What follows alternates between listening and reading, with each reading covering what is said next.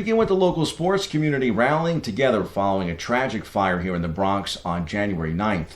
Manhattan College Athletics collected proceeds from their men's basketball game against Canisius this past Sunday and donated it to the Bronx Fire Relief Fund to support victims of the deadly apartment building fire. Meantime, the Fordham Student Athlete Advisory Council is working on ways Fordham Athletics can help and support the individuals and families of this tragedy. They encourage Bronxites to give to Catholic Charities, an organization that already has a sizable footprint in the community, ensuring that your aid goes to those in need. The Bronx fire took the lives of 17 people, including 8 children, and injured over 60. Other tenants lost belongings and personal items in this tragic event. Fundraisers will help provide support for the victims and their families and help distribute emergency relief supplies. The Bronx College sports programs aren't just rallying together either. The local pro teams are assisting as well. To aid in relief and recovery efforts, the Brooklyn Nets and the New York Liberty donated $15,000 to the Mayor's Fund, a nice assist from the 2 pro basketball teams.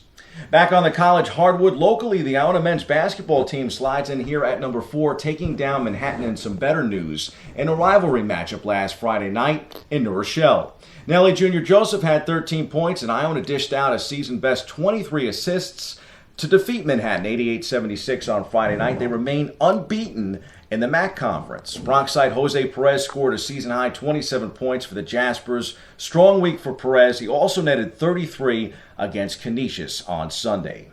In at 3, the Brooklyn Nets are battling atop the Eastern Conference with the Chicago Bulls for the best team in the East.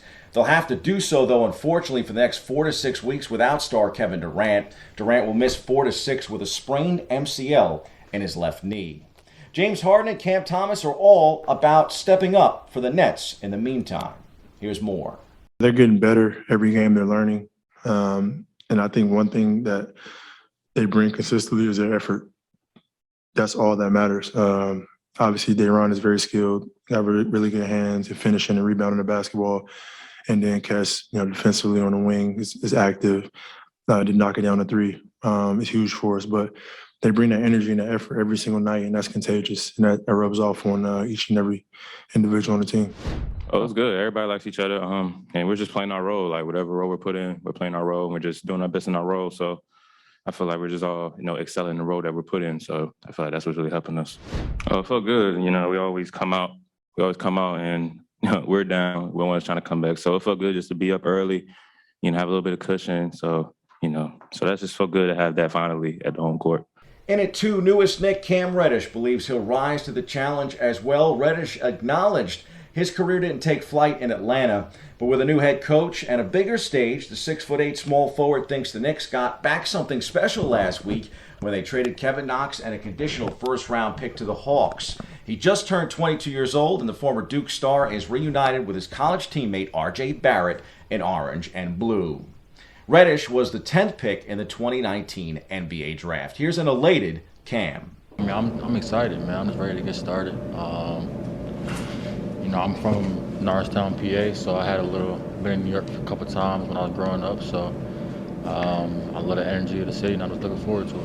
Honestly, I really didn't know what was going on. I literally woke up to it, so it was kind of just got to get to New York, It's been overwhelming a little bit. There's a lot going on, but I think I'm here for a reason. So I'm just going to try to take full advantage of the opportunity and have fun with it. He actually called me yesterday, so we had a good talk yesterday, and when he gets here, I hope I could help him, gel with the team. He's 6'8", he's very skilled, he can shoot the ball, he can finish with both hands, plays great defense. So you're getting a good talented player. To the one spot, the Buffalo Bills handed the New England Patriots an embarrassing 47-17 wildcard loss on Saturday night. An historic embarrassment, actually. They became the first team ever to have a perfect offensive performance. They scored touchdowns on every single one of their possessions except the kneel downs at the end of the game. They didn't face a single 4th down in the entire game, so they had no punts or field goals. They also held on to the ball when they had it, turning the ball over 0 times. Until the Bills did what they just did, no team in NFL history had played a game with no field goals, turnovers, or punts. They became the first team in the Super Bowl era to score a touchdown on their first 7 playoff possessions, and the second team in the Super Bowl era to score a touchdown on 7 straight possessions. Quarterback Josh Allen also became the first Bills quarterback in history to throw 5 touchdowns and 0 interceptions in a playoff game. Buffalo looking quite super this time of year. They move on to take on Patrick Mahomes and the Kansas City Chiefs this Sunday at 6:30 p.m. in the Divisional Round. And to the back end of 5-on-5 we go. On the ice, the New York Rangers skate in Carolina tonight with a quick return to play on Saturday night, too, where the Broadway Blue Shirts will be in Arizona. Puck drop for both games is 7 p.m. At 2, the Orange and Blue will wrap up their Madison Square Garden homestand on Sunday when the Knicks welcome the LA Clippers to MSG for a 1 p.m. start.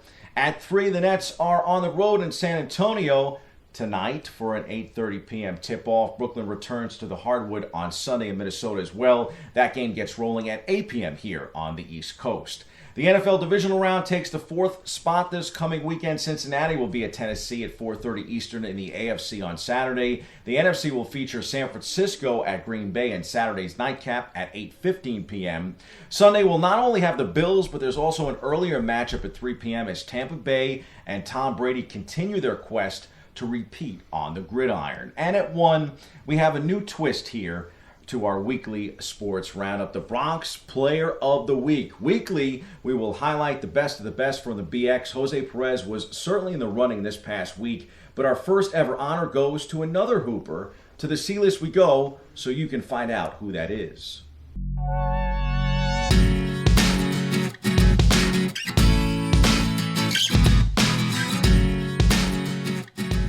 The Spalding Hoop Hall Classic at the Basketball Hall of Fame in Springfield, Massachusetts always brings out the best competition from around the country, and one Bronx star put on some show last weekend. 2024 shooting guard Ian Jackson of Cardinal Hayes is well on his way to bigger and better things if he continues at this pace. The 6'4" sophomore looks like he deserves consideration for at least the top 5 in his class, and maybe even the top spot in the upcoming rankings. Jackson led his team to a blowout win, scoring 30 points. He is fluid and explosive. He's performed very well recently on the EYBL circuit and with USA Basketball. It is clear to see he's got real star potential, and he's already got a nickname too, folks. They call him Captain Jack. Connecticut head coach Dan Hurley was on hand and immediately offered a scholarship, joining others like Kansas State, Nebraska, Oklahoma State, and Seton Hall and St. John's, who have previously offered.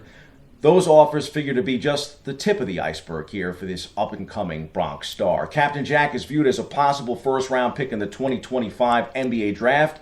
He lives in the Bronxwood section of the Bronx and was a gold medal winner with USA Basketball's 16-under team in 2021. Jackson is already cashing in on his talent, too, now that high school and collegiate athletes can monetize their name, image, and likeness. Jackson and Boogie Fland of Stepinac are the first 2 in the state to do so. The 2 Bronx Phenoms inked their first NIL deal late last year with Spreadshop, an on-demand merchandise platform. Spreadshop has partnered with 15 college athletes so far and allows players to build their personal brand.